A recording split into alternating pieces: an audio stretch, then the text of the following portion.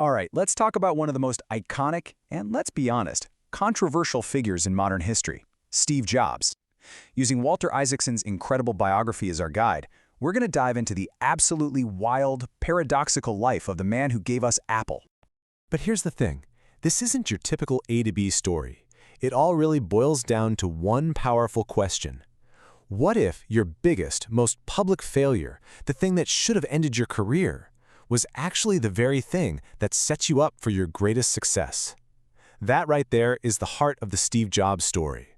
So, let's rewind way back. Before the iPhone was in every pocket, before those sleek glass doors were on every corner, it all started, believe it or not, in a garage. Just a couple of guys tinkering with electronics, about to accidentally change the world. Man, those early years were a whirlwind. In the early 70s, Jobs meets Steve Wozniak, a true electronics wizard. By 76, they're founding Apple in a suburban garage. Just 1 year later, the Apple II hits the scene, and boom, it completely establishes the company. And then, 1984, they launched the Macintosh, the Mac. It gave the world Windows and icons and a mouse. It was an absolutely meteoric rise.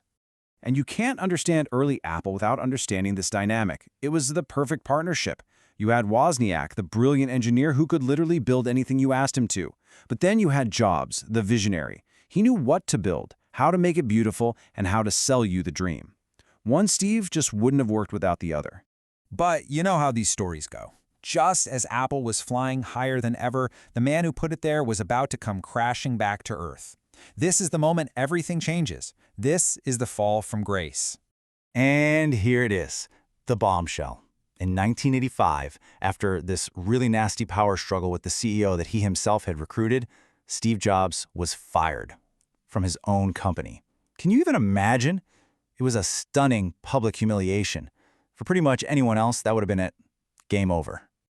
But for Steve Jobs, this wasn't the end. It was the beginning of a whole new chapter. He entered what people call his wilderness years. But don't let the name fool you. This wasn't a time for wandering aimlessly. It was a decade of total reinvention. The guy did not sit still. First, he founded a new computer company, Next. Now, the computers themselves didn't sell great, but the software inside, it was light years ahead of everything else. Then he bought a tiny computer graphics company that he would turn into Pixar. Yeah, that Pixar. With Toy Story, he didn't just help make a movie, he created a whole new industry. He had no idea at the time, but he was building the exact tools he'd need for his comeback. So, fast forward to 1997. Apple is a total mess. We're talking weeks away from bankruptcy. They'd lost their way completely. And in this desperate, unbelievable twist, the only way they could save themselves was to buy Next, which meant bringing their exiled founder, Steve Jobs, back home. It was the perfect setup for what might be the single greatest comeback in business history. And Jobs did not waste a second. He came back with this incredible laser-like focus and a really simple plan. Step 1, cut the fat. He slashed Apple's messy, confusing product line down to just a handful of things. Step 2, get back to basics. He put innovation and beautiful design back at the very center of the company. And step 3, unleash a series of products that would change, well, everything. And it all kicked off with this, the iMac. I mean, look at it. It was colorful, it was friendly, it looked like nothing else on the market. This computer was a loud and clear message to the entire world: Apple is back. Then came the iPod. Sure, there were other MP3 players out there, but this was the one that finally got it right. 1,000 songs in your pocket. It wasn't just a cool gadget. It completely flipped the entire music industry on its head. Forever. And then, 2007, the iPhone. It wasn't just a phone. It was an iPod, a phone, and an internet communicator. It put the actual internet in our pockets and completely redefined what a phone could even be. This single device right here literally changed daily life for billions of people. And finally, the iPad. Just when you thought he was done, he creates an entirely new category of device that nobody even knew they wanted. That little space between a smartphone and a laptop. The product blitz was complete, and under his leadership, Apple had gone from near bankruptcy to the most valuable company in the world. But look, to really understand how all this happened, we have to understand the man himself. And that, well, that's where the story gets really complicated, because the genius was all wrapped up in a very, very difficult personality.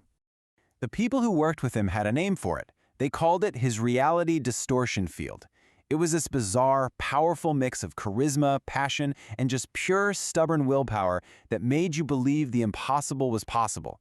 He'd push engineers and designers to do things they swore couldn't be done, and then they'd do them. And this quote from Isaacson's book just nails the paradox of Steve Jobs. The same guy who could make you feel like the most brilliant person on earth one minute could, in the very next, just tear you down with a single brutal comment. He was a man of huge contradictions. And his life was just full of these complexities. I mean, his leadership style was legendary for being incredibly demanding. His personal life was often messy. For years, he denied he was the father of his first daughter before they finally reconciled. And all through that final, incredible decade of innovation, he was fighting a grueling battle with cancer, but he never, ever stopped pushing. So, what do you make of a guy like that? Was he a brilliant innovator who literally gave us the tools of our modern world? Was he a tyrant who demanded perfection no matter the human cost? Or, and this is the big question his life leaves us with, did he have to be both?